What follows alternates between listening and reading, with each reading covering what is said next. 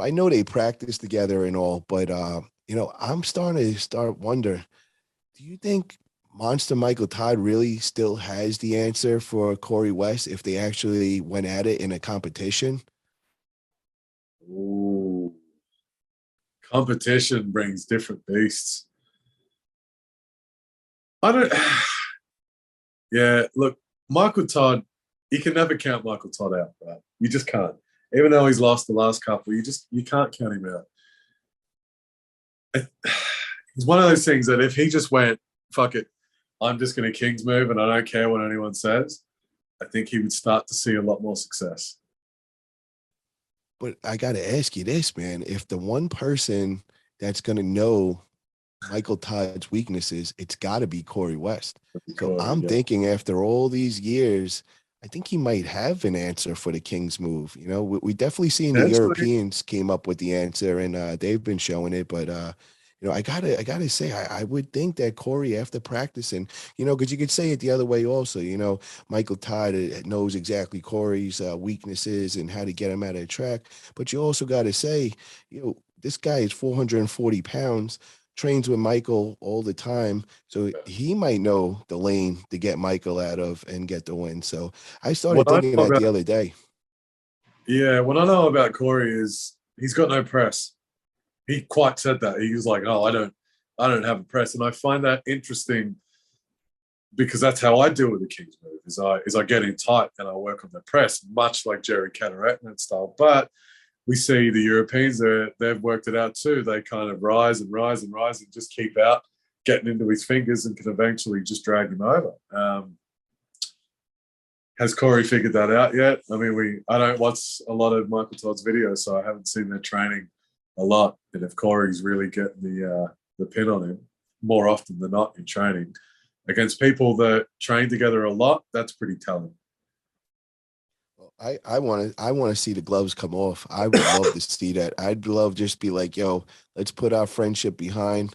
Let's give 3, 4 months of solid training. We're not going to see each other, and let's just go at it on the table. And I mean, if Corey goes and beats Alex Kadetcher and King of Table 4, yo, I think that might be something that the rest of the community might also agree with me on. They might want Yeah, to see this go down, and that would just be for our own interesting just to curiosity. see if the friendship would last after that. What if Corey gets the win?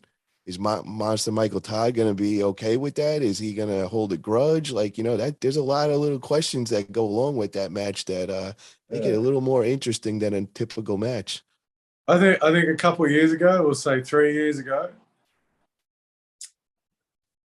Michael Todd would not take it well losing to current Corey. But I think where Michael Todd is now, I think he's going to be all right with it. Okay. Like, how can you not when you train someone good enough to beat you? I mean, isn't that the ultimate, student beats master? That's what we want. As a coach, you want your students to be able to surpass you at a certain point, right? So, Yeah, and I yeah, got I gotta agree. Now that you said it like that, when Michael's at all of Corey's matches, like when he was at Lindale, Texas, and going against Toddzilla, and that first round, it was like Michael winning. I think he was the most happy man in that room. And yeah, then when it turned around and Toddzilla, made the switch to Toddzilla and started getting the better of him. Oh my God, I thought Michael was devastated. You know what I mean? He was like, it was affecting him. So, I think you're right with that. I think he would more be proud of Corey because that's his student that, he really kind of guided and helped him and molded him into this yeah, beast, this gorilla that he's turned into, which is, yeah. very impressive. And Michael said it before, like Corey genetically, he's just something different. Like, and so I think Michael's already accepted the fact that one day this man is going to beat him. There's I think nothing that's you could the do way. to stop it when you're that big and you're just got that drive. I mean, come on, man. It's like going Yeah, against a Mack truck. yeah. When you're that focused for that long, that's when that 440 pounds actually starts to matter. That's the other end of the comment that I made.